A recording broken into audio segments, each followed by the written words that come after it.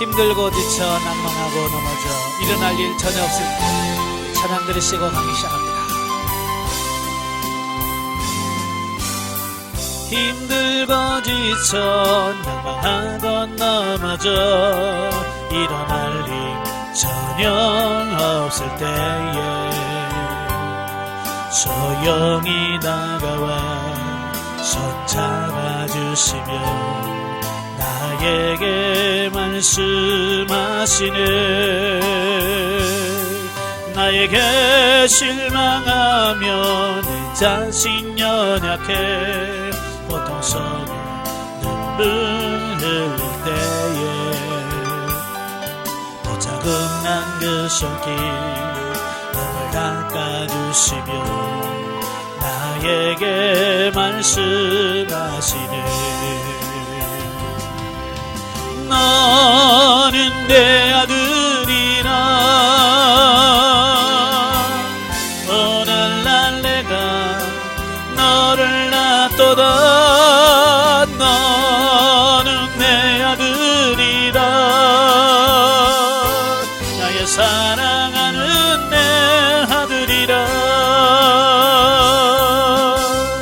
언제나 변함없이 너는 내 아들이라.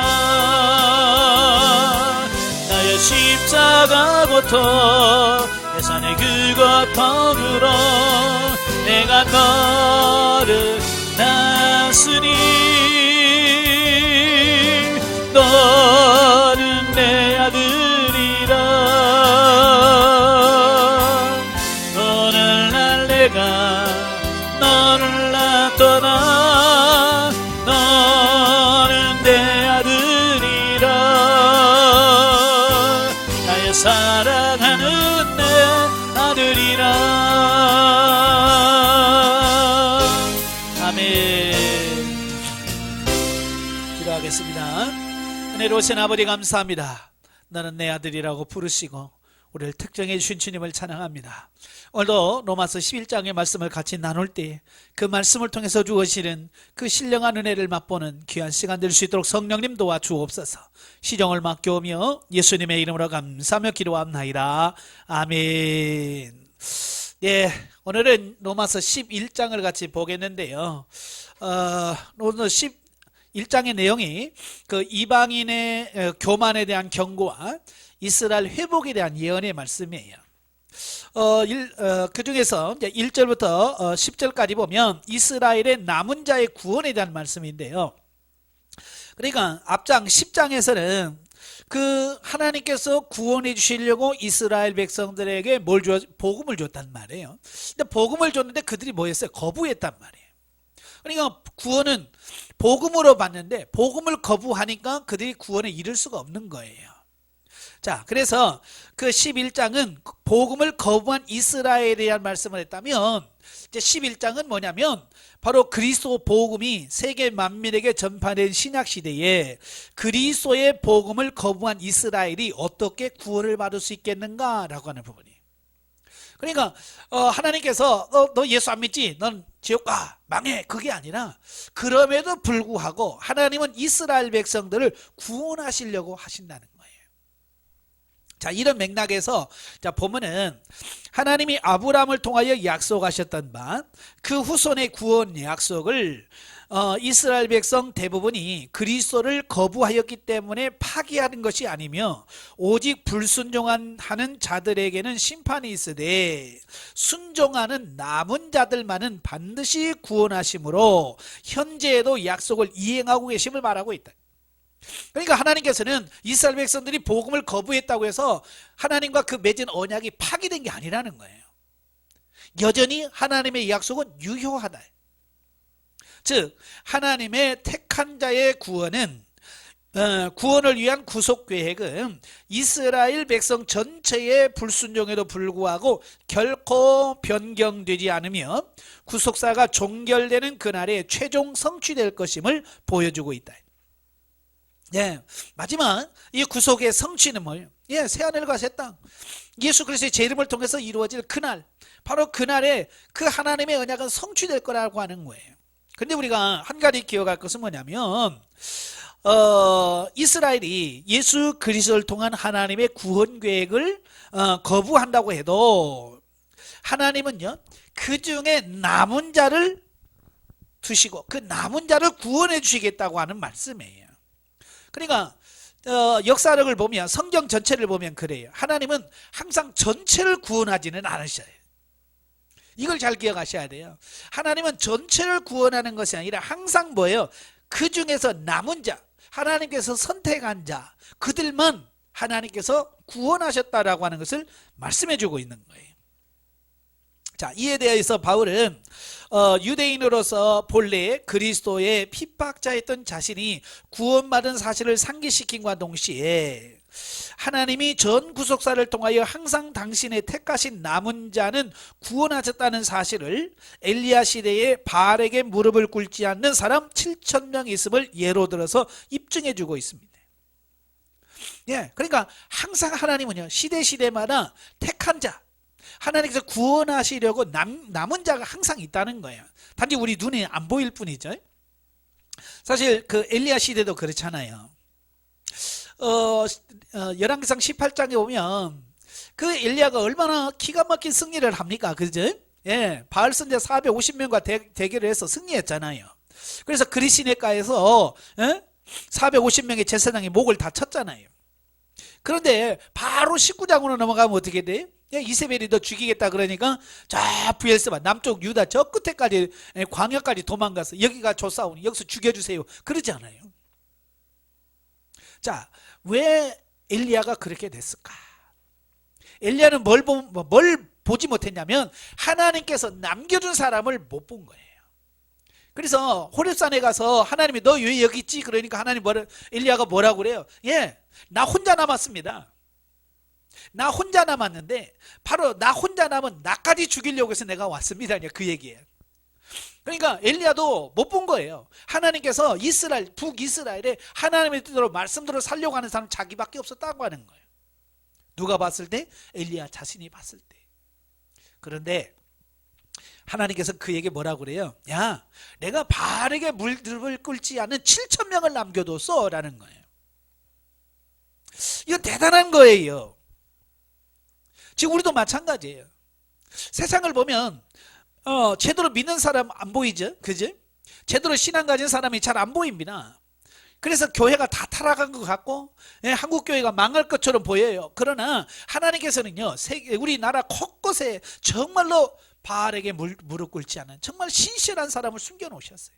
어찌 보면 우리 한국 교회가 그 사람들을 통해서 이루어져 가고 있는 거예요.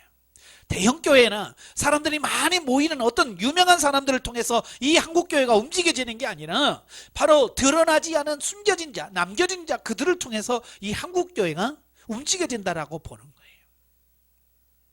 우리는 그들을 볼 수 있는 그런 눈이 있어야 돼. 자, 따라서 엘리야 시대에도 그러했던 것 같이 대부분의 이스라엘 백성이 그리스도의 복음을 거부한 현재 상황에서도 그리스도의 복음을 믿는 이스라엘의 남은 자에 대한 하나님의 구원 사역은 계속되고 있다는 거예요. 예, 엘리야 시대만 아니라 그 사울도 바울 시대도 그랬고요, 지금도 그렇고요. 그런데 바울은 여기에서도 그런 하나님의 선택은 인간의 행위가 아닌 전적인 하나님의 은혜로 된 것임을 강조하고 있어요. 자, 이는 인간 구원이 하나님의 절대 주권 아래 있음을 다시 한번 증거해 줍니다. 만약에 하나님의 구원이 행위에 있었다고 한다면 사도 바울 구원받을 수 있을까요? 네, 사울이 바울이 될 수 있을까요? 없습니다. 왜요? 사울이 한 짓이 뭐예요? 교회를 핍박하고요, 스데반 집사님 죽일 때 주동자 역할을 했고요, 예? 교회를 얼마나 핍박했어요. 예수 믿는 사람이 사울 이름만 들어도 벌벌 떨지 않습니까? 예, 다메섹에서 아나니아를 보내잖아요. 하나님이 아나니아에게 너 가서 사울에게 안수해서 그를 눈을 보게 하고, 예? 안수해라. 그러니까 뭐라 그래? 내가 들어서 압니다. 그 사람이 얼마나 악한 사람인지, 교회를 얼마나 핍박을 나도 압니다. 예, 다메섹까지, 다른 나라까지 사도 바울의 그 악한 것이 다 소문이 날 정도였어요. 그런데 하나님이 그런 사울을 선택했다는 거예요. 바울이 이건 직접 경험한 거예요. 만약에 하나님이 행위로 구원받게 하셨다면 바울은요 버림받았어야 돼요. 절대로 하나님의 선택을 받을 수가 없어요. 그런데도 그런 바울을 하나님이 선택하셨다는 거예요. 그러니까 사도 바울은요 이걸 정말 깨달은 거예요. 야, 이건 행위가 아니구나. 이건 오직 하나님의 은혜구나. 하나님의 전적인 은혜로 내가 구원받는구나. 이걸 세상에 어떤 사람보다도 명확하게 인식을 한 거예요. 오늘도 마찬가지. 교회에서 신앙생활하는 사람 치고 하나님의 은혜를 정말로 잘 깨달은 사람이 누구예요? 예, 모태신앙입니까? 아니에요. 온갖 죄를 짓다가, 예? 죄란 죄를 다 짓다가 하나님의 부르심을 받은 사람들이 정말 하나님의 은혜가 뭔지를 아는 거예요. 야, 나 같은 죄인을 하나님께서 부르셨구나. 그러니까 사도 바울이 뭐라고 그래요? 나는 죄인 중에 괴수입니다. 그런 나를, 하나님이 나를 사랑하셨다. 그래서 나의 나 된 것은 뭐라고 그랬어요? 전적인 하나님의 은혜로 됐다라고 말하고 있지 않아요?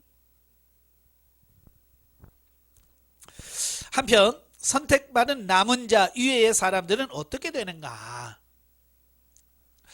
자, 그들은 자신의 타락한 본성대로 내버려둠을 당하여 계속해서 완악한 상태로 불순종에 거한다. 예. 선택받지 않은 자는 뭐 어떻게 되냐? 예, 하나님께서는요 그들이 그냥 그 사는 대로 내버려 둔다는 거예요. 타락한 본성대로 내버려 둔다는 거. 이걸 신학적 용어로 유기라는, 유기, 버려둔다.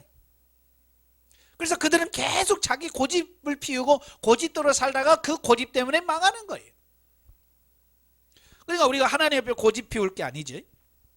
자, 바울은 그들의 완악함이 구약에 예언되어 있음을 말씀합니다.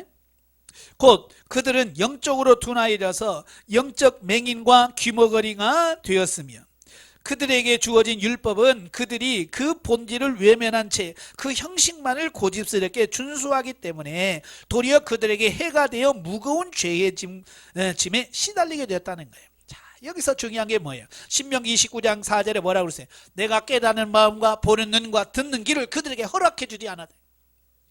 예, 광야의 이스라엘 백성들이에요. 40년 동안 살면서 얼마나 많은 기적과 이적을 경험했어요. 지금 우리들이 경험할 수 있는 그런 기적은요, 비교가 안 되잖아요. 홍해가 갈라지면서 건널 수 있잖아요. 예, 하늘에서 매일같이 만나가 떨어져요. 예, 메추라기가 날라옵니다. 반석에서 물이 솟아 나옵니다. 하늘에는 구름 기둥, 밤에 낮에는 불기둥, 밤에는 불기둥, 낮에는 구름 기둥으로 그를 지켜주고 보호해줍니다. 이런 경험을 누가 합니까? 그럼에도 불구하고 이스라엘 백성들이 하나님을 깨달아요? 못 깨닫잖아요. 결국 광야에서 망해요. 왜 그래요? 분명히 하나님께 뭐래요? 내가 그들에게 깨닫는 마음을 주지 않았다는 거예요. 보는 눈을 안 줬다는 거예요. 듣는 귀를 안 줬다는 거예요.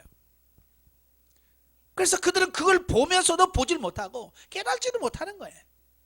그래서 결국 그들은 광야에서 멸망받을 수밖에 없다는 거예요. 오늘 이 시대도 마찬가지예요. 오늘 이 시대도 깨닫는 마음이 없다면, 보는 눈이 없다면, 듣는 귀가 없다면 우리 광야 이스라엘 백성처럼 망할 거예요. 그래서 우리가 끊임없이 하나님 앞에 깨닫는 마음 달라고 기도하시, 볼 수 있는 눈을 달라고, 들을 수 있는 귀를 달라고 기도하셔야 돼. 자, 이스라엘 백성들은 그런 거예요. 이게 없어서 결국 망하는 거예요. 이러한 본문에서 바울이 강조하는 것은 현재 불신앙 가운데는 이스라엘이 하나님께로부터 버림받았다는 사실이 아니라 하나님의 구원의 약속이 신실한 남은 자들을 통하여 성취될 것이기 때문에 현재 유대인 가운데 그리스도를 믿는 자들은 대부분의 동족이 불순종하고 있으나 실망하지 말고 자신처럼 신앙을 더욱 굳게 하라는 말씀이다. 예. 다시 말하면 구원은 하나님의 손에 달려있기 때문에 그런 부분에서 연연하지 말고 하나님께 맡기라는 거예요. 예. 하나님께 맡기면 하나님께서 택한 자들을 구원해 주실 거라는 거예요. 이러한 본문을 통해서 우리는 하나님께서 이스라엘 역사 속에서 계속 남은 자를 선택하셨던 것처럼 지금 이 시대에도 우리를 남은 자로 선택하셨음을 깨달아야 한다. 아멘. 네. 오늘 이 시대도 마찬가지예요. 과연 내가 하나님으로 남은 자가 될 수 있을까요? 선택된 자로 남아 있을까라고 하는 부분이에요. 아까도 설명드렸지만 이스라엘 역사를 쭉 보면요, 전부를 구원하지 않으셨어요. 항상 택한 자. 보세요. 노아 홍수 시대 때 그 수많은 사람들이 얼마나 많았어요. 그런데 노아의 8식구만 구원하셨어요. 소돔과 고모라 성을 멸망할 때도요, 그 소돔과 고모라 성이 몇 명인지는 말씀하고 있지 않지만 그 중에서 3명만 구원받습니다. 롯과 2딸만. 자, 이것은 마지막 때에 항상 이렇게 소수의 남은 자들을 통해서 하나님께서 그들을 통해서 구원의 역사가 이루어질 거라는 사실이에요. 마지막 때도 마찬가지예요. 예수 그리스도께서 재림하실 때 과연 하나님이 누구를 선택할까요? 남은 자. 그 몇 명일지 우리는 몰라요. 그 남은 자의 수에 우리가 들어가야 돼. 자, 11절부터 24절까지 보면 이방인의 구원 및 이방인의 자만에 대한 경고입니다. 바울은 본문에서 대부분의 유대인들이 복음을 거부한 결과 하나님의 구속사가 구약 선민 이스라엘 중심에서 이제 세계 만민으로 확장되었음을 언급하면서 지금까지 유대 출신 독자들을 대상으로 펴오던 논지를 바꿔서 이제 이방인 출신 독자들에게 진술하고 있다. 그리고 1절부터 10절까지는 복음을 거부한 유대인들에게 주어진 말씀이라면 이제는 복음을 받아들이는 이방인들에게 주어진 말씀이에요.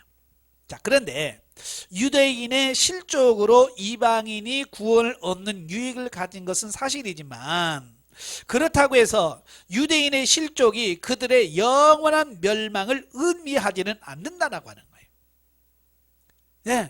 하나님께서 이스라엘을 완전히 아까도 그랬죠. 언약을 파하거나 폐한 것이 아니라는 거예요. 그 구속사역을 이방인에게로 옮기신 하나님의 섭리는 이방인의 구원으로 인하여 얻은 부유함을 유대인들이 보고 시기하게 하여 궁극적으로는 유대인도 구원을 이끄시고자 하시는 구속사의 경륜상 잠시 유대인들을 버려두었음을 의미한다. 자, 이게 중요한 거예요. 이 복음사역이 이방인에서 이방인으로 넘어갔잖아요. 유대인에서 이방세계로 넘어갔어요. 그렇게 한 이유가 뭐냐면 바로 이방인들이 하나님의 은혜 안에서 살아가는 부유함을 보고 유대인들이 시기하는 거예요. 그래서 시기해서 결국 그들이 구원으로 이끌어 가도록 만드시는 하나님의 구속 경륜 중에 하나다. 따라서 이방인들은 현재 유기 상태에 있는 유대인들을 보고 스스로 자긍하거나 교만해서는 결코 안 됨을 바울은 강조하고 있는 거예요. 어쩌면 지금 우리 이방인을 구원하시기 위해서 하나님은 그 유대인들이 복음을 받아들이지 않도록 만드신 거라고 볼 수 있어요. 물론 하나님께서 고의적으로는 하지 않아요. 그들이 완악함 때문에 받아들이지 않는 거죠. 자, 그래서 우리가 복음을 받아들여서 구원을 받았다고 해서 교만하거나 유대인들을 얕잡아봐서는 안 된다 그 말입니다. 가끔 보면 유대인들을 굉장히 욕을 하시는 분들이 많아요. 유대인을 무시하는 경우들이 많아요. 그런데 그렇지 않더라고 말이에요. 과거에 보면 그 독일의 나치들 히틀러가 유대인들을 무시하고 그래서 유대인들을 엄청나게 학살했잖아요. 그건 복음의 경륜을 하나님의 경륜을 몰라서 그래요. 깨달지를 못해서. 자, 한편 이방인들이 자긍하지 말아야 될 이유를 설명하기 위해서 바울은 2가지 비유를 들어줍니다. 자, 먼저는 처음 익은 곡식가루와 떡덩이 그리고 뿌리와 가지의 비유로 설명을 하는데요. 바울은 이 2 비유를 통해서 비록 이스라엘이 복음을 거부함으로써 하나님으로부터 버려둠을 당했지만 그들은 여전히 거룩한 하나님의 선민이라는 사실을 설명하고 있는 거예요. 그러니까 지금도 이스라엘의 선민은 맞아요. 하나님의 선택된 백성인 건 부정할 수가 없어요. 자, 여기서 처음 익은 곡식가루와 뿌리는 이스라엘의 조상, 특히 아브라함과 이삭과 야곱 등을 지칭하는 말이에요. 그 다음에 떡덩이와 가지는 이스라엘 민족, 특히 장차 하나님께로 돌아올 남은 자들을 의미합니다. 그래서 이 비유는 거제의 원리를 적용함으로써 아브라함과 이삭과 야곱 등이 이스라엘 대표하여 거룩하게 드려져서 하나님께 속하였으므로 이스라엘 민족 역시 거룩하다는 의미예요. 자, 이스라엘 백성들이 하나님 앞에 드리는 제사의 방법에 있어서 화제가 있어요. 화제는 뭐냐면 불로 태워서 드리는 제사를 화제라 그래요. 그 다음에 전제가 있어요. 전제는 뭐냐면 부어 드리는 거예요. 포도주나 독주를 그 제물 위에 붓는 걸 전제라고 그래요. 전제. 그 다음에 요제가 있어요. 요제는 앞뒤로 흔드는 걸 말해요. 앞뒤로 흔드는 제사. 이걸 요제라 그러고요. 그 다음에 거제가 있어요. 거제는 들어서 올렸다 내린다는 그런 제사를 말합니다. 이것은 대표성을 의미하는 거예요. 그래서 그 소제를 드리거나 이스라엘 백성이 소제를 드리거나 어떤 특별한 뭐 천열매를 드린다거나 이럴 때 항상 거제를 드리도록 되어 있어요. 그래서 거제를 드리고 그 중에서 일부에서 그 대표성을 띈 일부분만 취해서 번제단을 태우고 나머지는 제사장 몫으로 돌림을 받습니다. 자, 여기서 중요한 건 뭐냐면, 자, 첫열매를 예를 들면 첫열매를 하나님께 거제로 드리잖아요. 그러면 첫열매를 드리는 것은 뭐냐면 그 모든 열매를 같이 드린다. 대표성을 가지고 있어요. 모든 것을 대표한다는 말입니다. 그러니까 첫열매가 거룩하면 그 모든 것도 다 거룩하다는 얘기예요. 그러니까 아브라함과 이삭과 야곱이 하나님의 그 거룩한 백성이라고 한다면 그 뒤에 태어난 모든 이스라엘 백성들 역시 거룩한 백성이에요. 하나님의 선민이나 그런 뜻이에요. 자, 또 감람나무와 이 돌 감람나무 비유를 하고 있는데요. 자, 여기서 하나님의 구속사가 세계 만민으로 확장된 신약시대 이스라엘과 이방인의 관계에 대해서 잘 설명해 주고 있어요. 자, 여기서 참 감람나무는 이스라엘을 상징하고요, 돌 감람나무는 이방인을 상징합니다. 자, 그리고 참 감람나무의 뿌리는 이스라엘의 믿음의 조상들을 가리킵니다. 그리고 참 감람나무의 꺾인 가지는 뭐냐? 복음을 거부하고 그리스도를 배척하고 버림받은 유대인들, 그때 당시에 유대인들을 가리키고 있어요. 자, 이 비유는 하나님께서 복음을 믿는 이방인인 돌 감람나무 가지를 구원하기 위해서 이스라엘 민족 중 복음을 거부한 참 감람나무 가지를 꺾으시고 돌 감람나무 가지를 참 감람나무에 접부셨음을 나타내고 있습니다.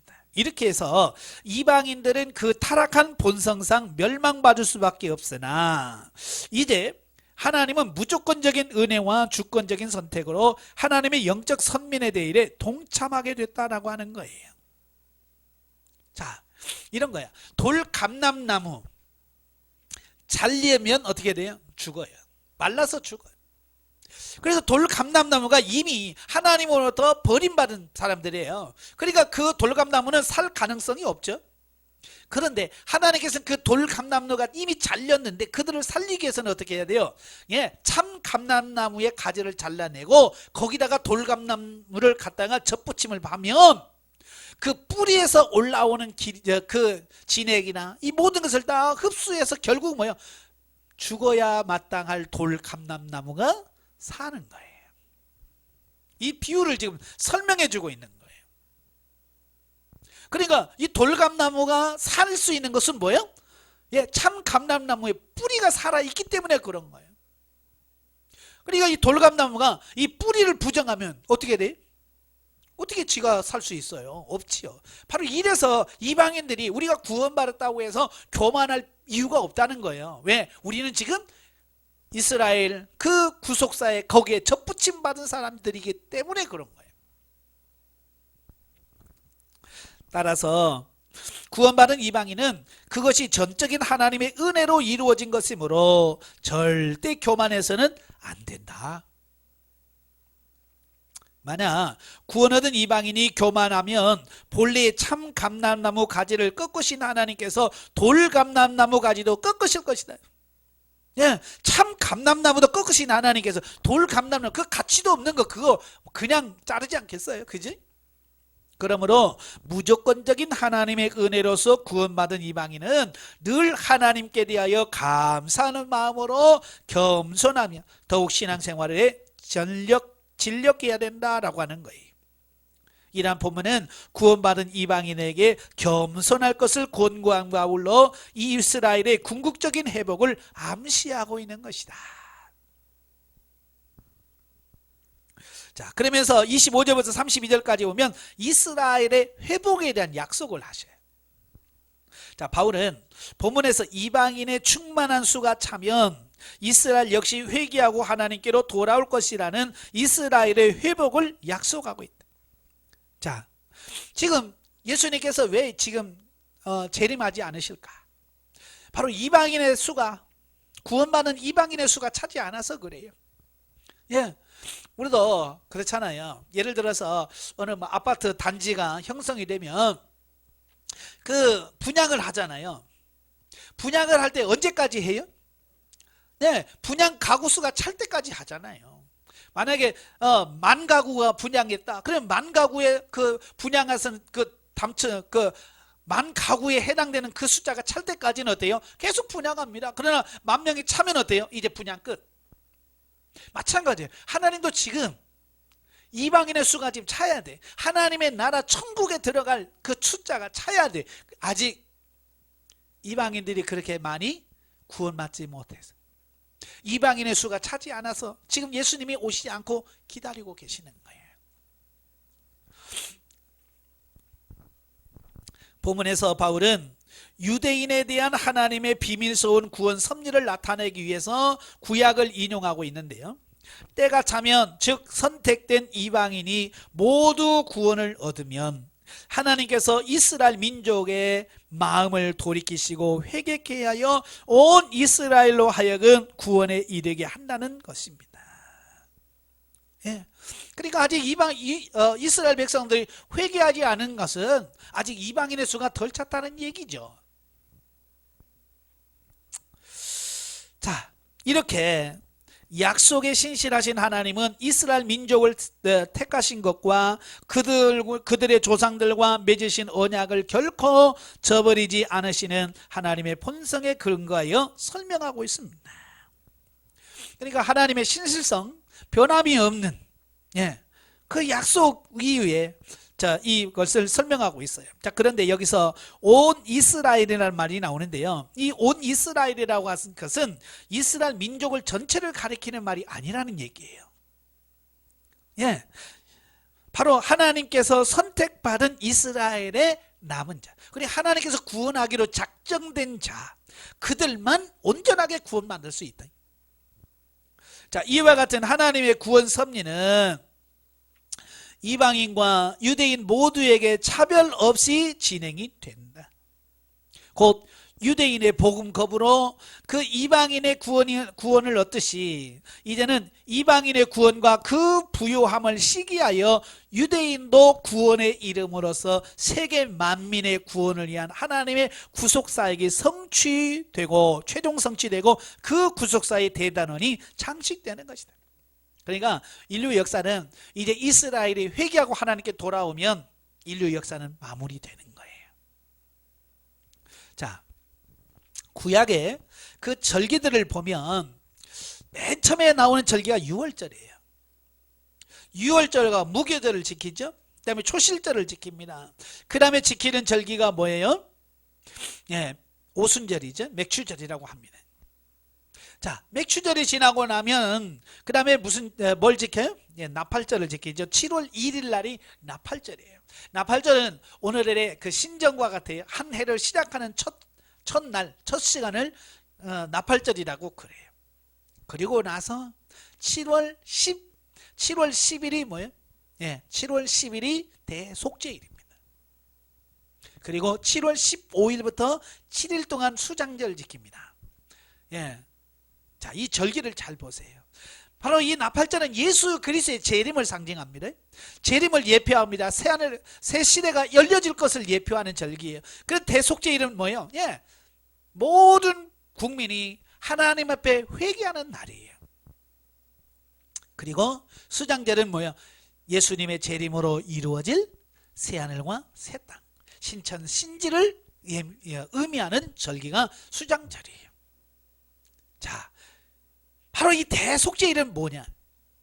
대속죄일은 바로 이런 거예요.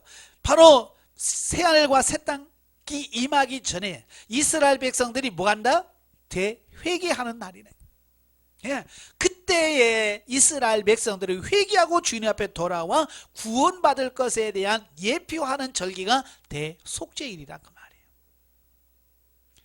예, 그래서 이스라엘은요, 언젠가는 하나님께 회개하고 돌아올 날이 온다. 그날이 어디냐? 이제 그날은 이 지구의 구속사가 성취되는 마지막 날이에요. 이러한 이스라엘의 회복은 이방인의 구원이 그러했듯이 전적으로 하나님의 은혜로 이루어진다. 즉 저들의 타락한 본성과 악한 행위를 볼 때에는 마땅히 심판받아 멸망에 처할 수밖에 없었으나 오직 자신이 세우신 약속을 한치의 오차도 없이 지키시는 하나님의 신실하심과 무한한 긍휼로 힘입어서 구원을 얻게 될 것이다. 아멘. 네. 하나님의 구원은 하나님의 그 신실하심과 은혜로서 이루어지는 거예요. 자, 33절에서 36절에 보시면 이제 하나님의 지혜에 대한 찬양입니다. 그러니까 보면은 9장, 10장, 11장까지의 결론 부분이에요. 결론 부분으로서 신약과 구약 전 시대에 걸쳐 당신의 구속사를 참으로 한치의 빈틈도 없이 신비롭고도 완벽하게 진행해 가시는 하나님의 지혜의 부유하심과 만물의 창조와 경륜에 따른 섭리하심과 종국적으로 태초에 세우신 창조의 목적을 완벽하게 성취해 나가시는 하나님의 주권에 대한 찬양을 기록하고 있어요. 자, 이러한 부분은 온 천지 만물과 인간의 구원 및 우주 역사 전체를 주관하시는 하나님께 인간이 해야 할 일은 오직 찬양과 그 하나님께 영광을 돌리신 그것만 있다는 거예요. 예. 왜냐? 하나님은 우리의 찬양을 받으시기에 합당한 분이시기 때문에 그렇다 그 말입니다. 자, 영적 이해 보죠. 자, 11장에서 우리는 하나님이 우리를 선택하신 은혜를 깊이 묵상할 수 있다. 네, 우리가 구원 얻을 수 있는 것은 뭐요? 오직 하나님의 은혜로 되었다. 그래서 우리는 하나님의 은혜를 깊이 묵상해야 돼. 인간의 행위가 아니라 하나님의 은혜로 우리는 택함을 받았다.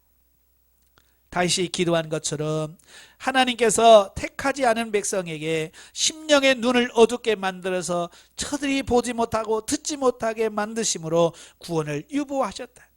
하나님의 절대 주권적인 선택에 관한 하나님의 은혜를 이해하지 못하면 그 말씀을 온전히 깨달을 수가 없다. 그래서 우리가 이 하나님의 선택 교리, 택정 교리를 우리가 정확하게 인식하는 것이 무엇보다도 중요하다라는 겁니다. 자, 그래서 이제 마지막으로 성경 계시 발전사적 이해를 보시면, 자, 오늘은 같이 나눠볼 게 뭐냐면 택하심, 다른 말로 택정이라고 그래요. 택정. 자, 오늘 11장 5절과 28절에 보면 이 택하심이라는 말씀이 나옵니다.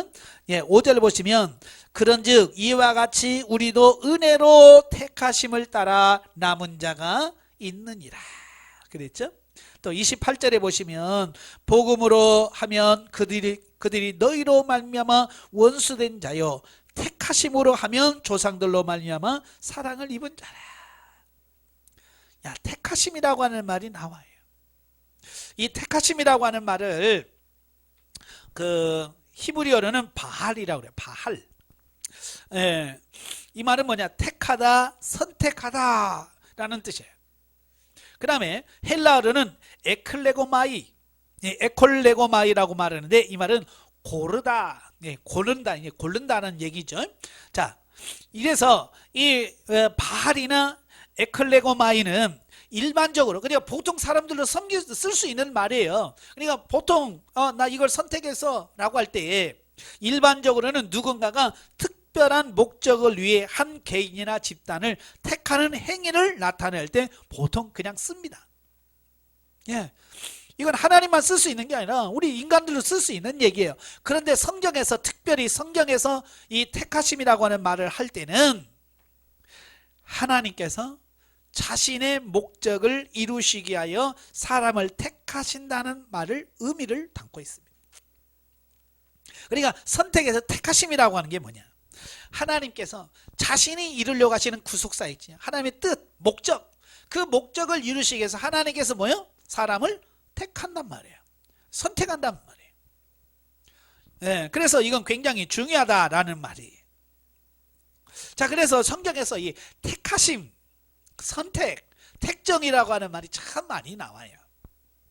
자, 그래서 구약과 신약의 이 택하심이라고 하는 부분이 약간의 차이가 있어요. 네, 구약에서는요, 어찌 보면 그룹, 단체, 연합, 자, 이걸 주로 의미를 해요. 그러나 신약 시대 가면 굉장히 개인적인 선택으로 많이 바뀌어집니다. 자, 그래서 먼저 구약에서 최초의 선택이 나오는데요. 창세기 4장 24절부터 마지막 절까지 보면 25, 26절을 보면 그래요. 예, 아담이 자기 아내와 동침함에 그가 아들을 낳아 그 이름을 셋이라 하였으니 이는 하나님이 내게 가인을 죽인 아빌 대신에 다른 씨를 주셨다 함이며 셋도 아들을 낳고 그 이름을 에노스라 하였으며 그때의 사람들이 비로소 여호와의 이름을 불렀더라 그랬어요. 자, 여기서 셋은 뭐냐? 아브라함의 아들, 아담의 아들이죠. 아담의 아들. 사실 우리가 성경에는 아담과 하와 사이에서 낳은 자녀가 몇 명이 나오냐? 3명 나와요. 가인이 나오고 아벨이 나오고 셋, 이렇게 셋만 나옵니다. 그래서 야, 이거 인류가 이 3명밖에 안 되나? 이런 생각을 하기 쉽지만 사실은 성경에 보면 그 아담과 하와가 그 930살까지 살잖아요. 아담이 930살까지 살아요. 930살까지 살면서 자녀를 낳은 사람이 몇이나 될까요? 예. 몇 명 낳았다라고 하는 말씀은 없잖아요. 그러니까 수없이 많이 낳았을 거예요. 자, 한번 보세요. 지금 우리가 100세 인생이라고 하잖아요. 사실은 100살이 안 되죠. 평균이 80 몇 세니까. 자, 이렇게 80 몇 세를 사는 인간들도 보면 자손들을 많이 낳으면 몇 명까지 나옵니까? 어마어마하게 많이 낳아요. 어마어마하게 많이 낳아요. 80년 살면서도 자녀들이 예전처럼 지금처럼 산하 제한 안 했을 때 보통 집에서 막 9명, 10명 이렇게 낳잖아요. 그지? 10명 넘습니다. 자, 이렇게 낳아요. 자, 그래서 그 10명씩 낳을 때 그 10명이 또 10명을 낳고 한번 해보세요. 이게 어마어마합니다. 숫자가. 그런데 아담은 930살까지 살면서 자녀를 낳았단 말이에요. 예. 셋을 낳은 후 800년을 지내며 자녀를 낳았다 그랬어요. 그러니까 성경에 기록되지 아니한 아담과 하와에서 태어난 자녀들이 어마어마하게 했을 거예요. 왜? 아담과 하와만 낳는 게 아니잖아요. 그의 아들이 또 낳고 셋이 또 낳고 에노스가 또 낳고 계속 낳잖아요. 그래서 창세기 5장에 보면 그의 족보가 쭉 나오잖아요. 대표적인 인물, 하나님 구속사의 흐름만 딱 한 사람만 기록해서 한 아들이 하나인가 보다 그러지만 그 외에도 수없이 아들이 많단 말이에요. 그 중에서 하나님이 셋을 선택하셨어요. 왜? 구속사를 그 셋을 통해서 성취하시기 위해서 그 아담이 낳은 수많은 자녀들 중에서 유일하게 셋을 선택하셔서 하나님의 구속사를 이루어 가시려고 하셨다라고 하는 거예요. 이게 하나님의 선택이에요. 주권적인 선택이죠. 네. 그리고 그 셋의 후손 중에서 자, 6장 1절로 갑니다. 창세기 6장 1절부터 쭉 보면 사람들이 얼마나 많아집니까? 그죠? 사람이 땅 위에 번성하기 시작할 때에 그들에게서 딸들이 나니, 그러면 쭉 설명하면서 8절 9절에 뭐라고 그래? 그러나 노아는 여호와께 은혜를 입었더라. 이것이 노아의 족본이라. 노아는 의인이요 당대의 완전한 자라. 그는 하나님과 통행하였으며. 자, 노아 시대에 사람들이 너무 죄가 많았어. 도무지 하나님께서 그들을 봐줄 수가 없었던 거죠. 그래서 그 세상을 물론 심판하시기로 작정하셨어요. 그런데 그 심판 중에서 하나님은 뭐예요? 구속사를 계속 이어가기를 원하셨어요. 그래서 그 구속사를 계속 이어가도록 하기 위해서 선택한 사람이 있습니다. 그 사람이 누구요? 노아란 말이에요. 노아. 그러니까 이 노아 시대 때 인구가 과연 몇 명이었을까 궁금하지? 이 노아 시대에도 그러니까 보통 그 전까지만 해도 1000년을 살잖아요. 예, 1000년 가까이 살아요. 그러니까 1000년 가까이 살면서 그 노아 시대까지 왔을 때 사람이 얼마나 많았겠어요. 지금 인구를 75억, 70에서 75억이라고 그러잖아요. 지구상에. 그러니까 노아 홍수 때만 해도 지금과 거의 버금가는 숫자가 살았을 거다. 그렇게 추측을 합니다. 그러니까 그렇게 많은 사람 중에서 하나님은 유일하게 선택한 사람이 누구예요? 노아와 그의 8식구. 노아를 포함한 8식구만 선택했어요. 이게 하나님의 선택이에요. 그래서 노아만 그 가족만 선택해서 구원하셨다라고 하는 것을 보게 됩니다. 그러니까 하나님께서 선택된 숫자는 이렇게 적다는 것을 말씀해 주고 있어요. 예. 어떤 분들은 그래요. 천국이 얼마나 크길래 그러면서 물론 이제 하나님의 그 계시록 보면 그 새 예루살렘이 임하는 그 장과 고에 대해서 설명하잖아요. 어마어마하게 큽니다. 그 안에 들어갈 숫자가 필요한데 지금 인류 역사상 그곳에 들어갈 수 있는 사람의 숫자가 아직 채워지지 않았기 때문에 지금 주님이 못 오시는 거잖아요. 네. 근데 왜 그럴까? 그만큼 그 나라에 들어가는 숫자가 적다는 것을 의미해요. 자, 그 다음에 12장으로 가지요. 창세기 12장에 보시면 하나님께서 또 누구를 선택합니까? 예, 여호와께서 아브라함에게 이르시되 너는 너의 고향과 친척과 아비의 집을 떠나 내가 내게 보여줄 땅으로 가라.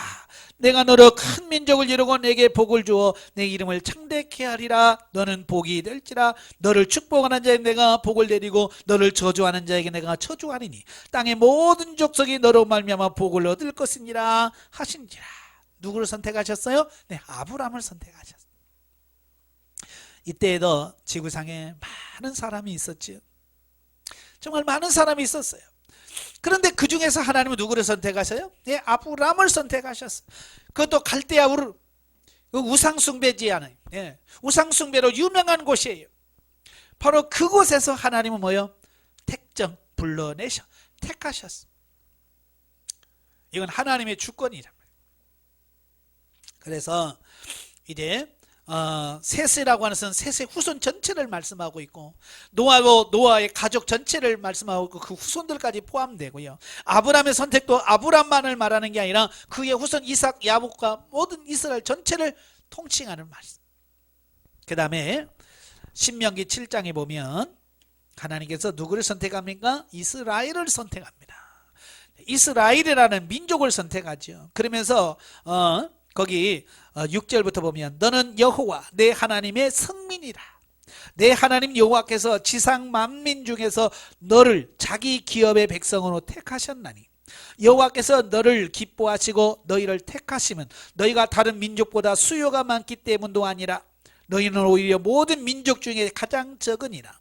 여호와께서 다만 너희를 사랑하심으로 말미암아 또는 너희의 조상에게 하신 맹세를 지키려 하심으로 말미암아 자기의 권능의 손으로 너희를 인도하여 내시되 너희를 그 종되었던 집에서 애굽 왕 바로의 손에서 속량하셨나니. 자, 여기서 하나님께서 이스라엘을 선택하실 때 자, 다른 걸 보지 않았다는 거예요. 숫자를 보지 않았다는 거예요. 사실 이스라엘은요 그리 많지 않았어요. 200에서 250만 정도 되잖아요. 애굽 민족만 해도 어마어마하게 많아요. 그런데 하나님은 숫자를 봤다면 애굽 민족을 선택하지 그 작은 숫자 선택하지 않을 거예요. 애굽은요 그때 당시 세계 최고 강대국이었어요. 그러니까 외모를 보고 하나님께 선택하셨다면 애굽을 선택하지 거기서 종살이하는 이스라엘 선택하지 않았을 거예요. 그러니까 하나님은 외모를 보고 선택하지 않은 거라는 거예요. 두 가지 선택 기준이 뭐라고 그랬어요? 첫째는 8절에 사랑하셨기 때문에, 사랑하셨기 때문이고, 두 번째로 열조와 조상들과 하신 맹세를 지키기 위해서. 두 가지예요. 어쨌든 하나님께서는 이스라엘 민족을 선택하셨어요. 그래서 하나님의 성민, 거룩한 백성으로 그들을 뽑으셨어요. 누가? 하나님이. 그래서 지금까지 살펴본 바대로 보면 하나님의 셋을 선택하시고 노아를 선택하시고 아브람을 선택하시고 이스라엘 민족을 선택하셨어요. 이게 뭐냐? 구약은 물론 셋 개인을 선택하기도 하시지만 셋을 불렀을 때는 이미 그의 후손들까지도 다 포함되어 있단 말이에요. 아브람도 마찬가지예요. 그러니까 어쩌면 개인이지만 개인이 다른 전체적인 숫자를 다 포함된 어떤 집단적인 어떤 이런 의미를 강하게 갖고 있어요. 자, 그런데 신약시대에 넘어오면서는 달라요. 자, 신약시대에서 제일 먼저의 선택, 하나님의 택정하심이 뭐냐면 마태복음에 보면 마태복음 3장 17절에 보시면, 자, 하늘로부터 소리가 있어 말씀하시되 이는 내 사랑하는 아들이요 내 기뻐하는 자라 하시니라. 누구를 선택하셨어요? 예수 그리스도. 예수 그리스도. 누가복음 9장 35절에도 마찬가지예요. 누가복음 9장 35절에 보면 구름 속에 소리가 나서 이르되 이는 나의 아들 곧 택함을 받은 자니 너희는 그의 말을 들으라. 세상에 한두 사람입니까? 수없이 많은 사람 중에서 하나님께서는 구세주로 메시아로 한 사람을 딱 선택하시는데 그게 누구냐? 예수 그리스도다. 그러니까 예수 그리스도는요, 하나님께서 구원자로 메시아로 하나님이 딱 점 찍어 놓으신 택하신 분이에요. 그래서 사도행전 4장 12절에 뭐라고 말씀해요? 예수 외에는 다른 구원받을 만한 이름을 천하에 주신 적이 없다는 거예요. 오직 예수 그리스도는 하나님께서 이미 딱 찍어 놓은 거예요. 택정하신 거예요.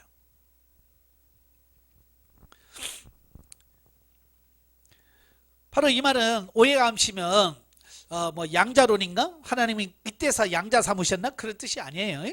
하나님께서는 이미 창세전에 예수님께서 존재하시고 계셨고 우리의 구소지로 하나님께서는 이미 창세전부터 선택하신 거예요. 자, 그 다음에 누가복음 6장 12절에 보시면,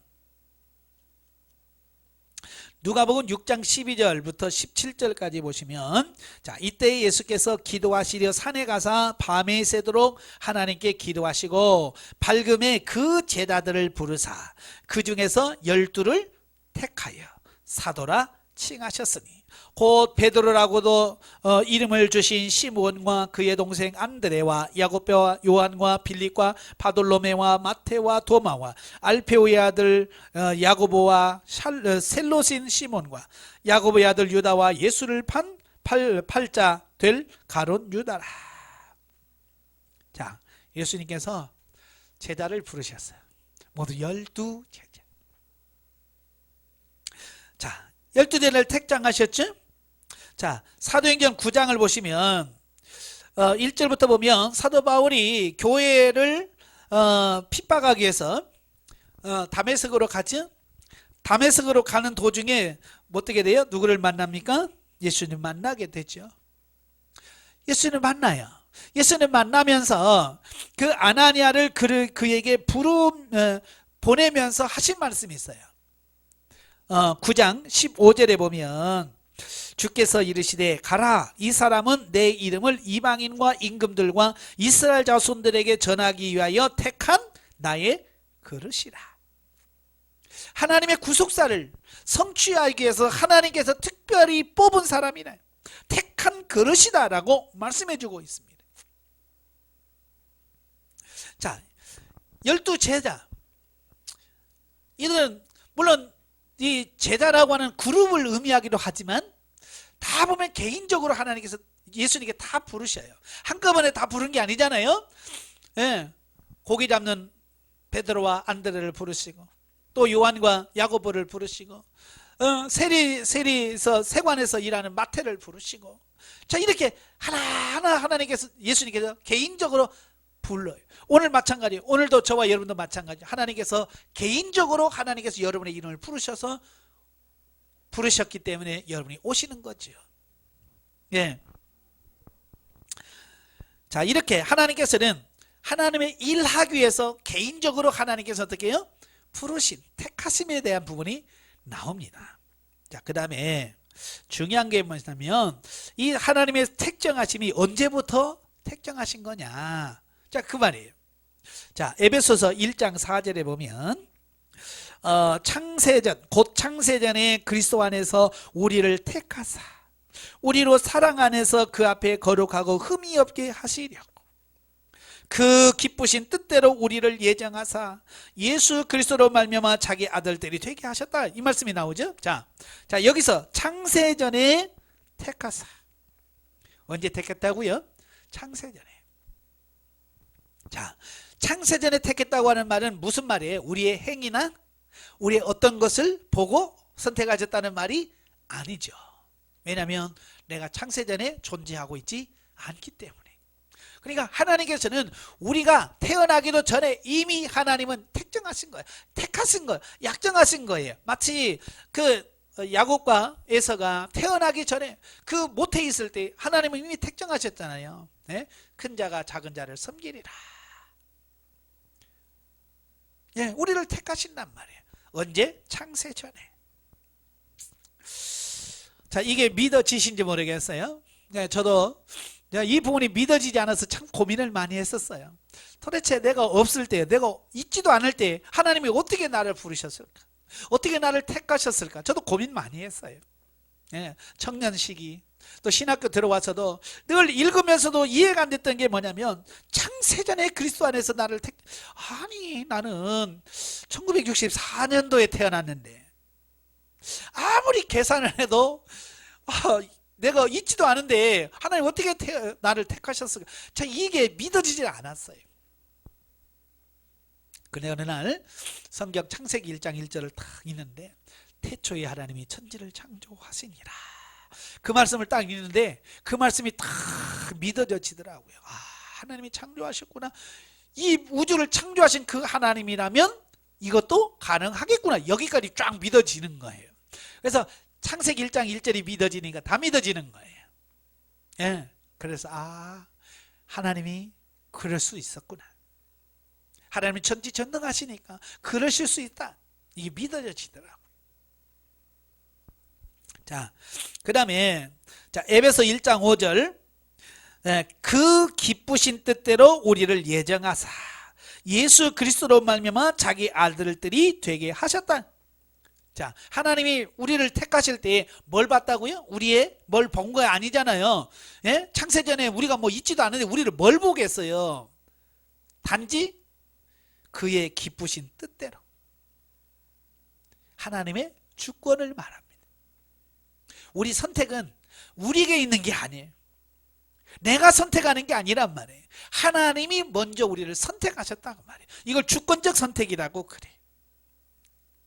자, 로마서 9장에서도 나옵니다. 로마서 9장 15절 16절 보시면, 모세에게 이르되 내가 긍휼히 여길 자를 긍휼히 여기고 불쌍히 여길 자를 불쌍히 여기리라 하셨으니, 그런즉 원하는 자로 말미암음도 아니요 다른 박질 하는 자로도 말미암음도 아니요 오직 긍휼히 여기시는 하나님으로 말미암음이래.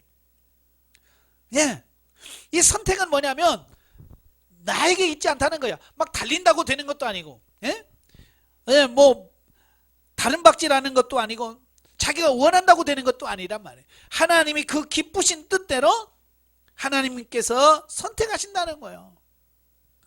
이게 하나님의 절대 주권을 의미해요. 하나님의 절대 주권. 자, 19절부터 보면 혹 내가 내게 말하기를 그러면 하나님이 어찌하여 허물하시느냐 누가 그 뜻을 대적하겠느냐 하리니 이 사람아 내가 누구에게 감히 하나님께 반문하느냐 지음을 받은 물건이 지음 받은 자에게 어찌 나를 이같이 만들었냐 말하겠느냐 토기장이가 진흙 한 덩이로 하나님이 귀 쓰는 쓸 그릇을 하나는 천이 쓰는 그릇을 만들 권한이 없느냐 만일 하나님이 그의 진노를 보이시고 그의 능력을 알게 하고자 하사 멸하기로 준비된 진노의 그릇을 오래 참으심으로 관용하시고. 자, 거기 히브리서 9장 19절에 되는데 로마서입니다. 예. 로마서 9장 19절 24절이에요.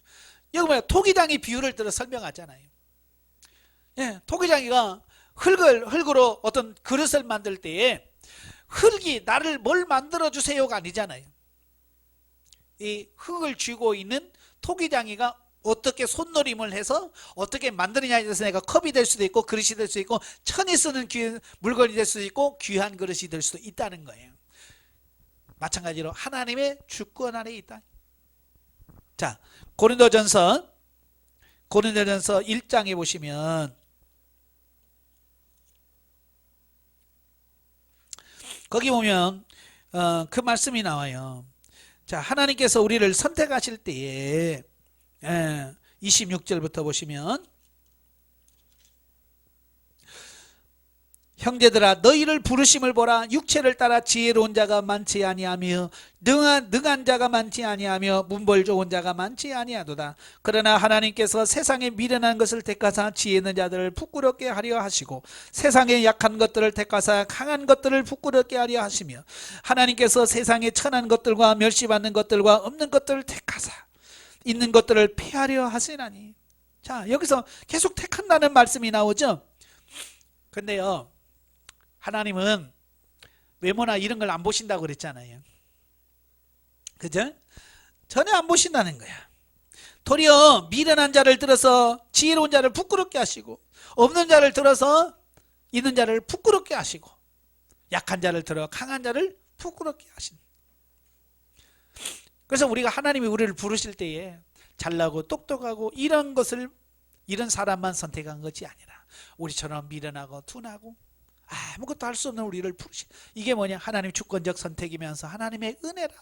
만약에 하나님께서 어떤 조건들을 내놓으셨다면 예를 들어서 IQ 몇 이상, 재산은 얼마 이상, 학벌은 얼마 이상, 만약에 그런 커트라인을 딱 두었다고 한다면 과연 우리가 그 선 안에 들어갈 수 있을까? 아마 불가능할 거예요. 그런데 하나님은 그걸 두지 않으셨어요. 그저 하나님의 은혜로 하나님께서 약한 자, 미련한 자, 없는 자를 선택하신. 그래서 오늘 저와 여러분들 그 안에 들어가 있다는 것을 기억하시면 좋겠습니다. 자, 이렇게 자, 신약 시대를 보면 전부 개인적인 구원 부르심이에요. 자, 그래서 자, 여러분 가족 중에서도 여러분 개개인을 하나님께서 부르셔요. 예, 예전에 전도하다 보면 꼭 그런 사람이 있어요. 아이고 우리 마누라가 열심히 교회 다니니까 나중에 마누라 치맛자락 붙들고 나 갈란다. 뭐 이런 말인데 절대 그럴 수가 없어요. 구원은 개인적이에요. 하나님의 부르심도 개인적이에요. 개별적이란 말이에요. 그래서 내 개개인이 하나님을 만나고 하나님을 경험하고 하나님을 체험해요. 내 아내가 신앙생활 잘한다고 안 돼요. 예. 내 가족 중에 목사가 몇 명 있다고 안 됩니다.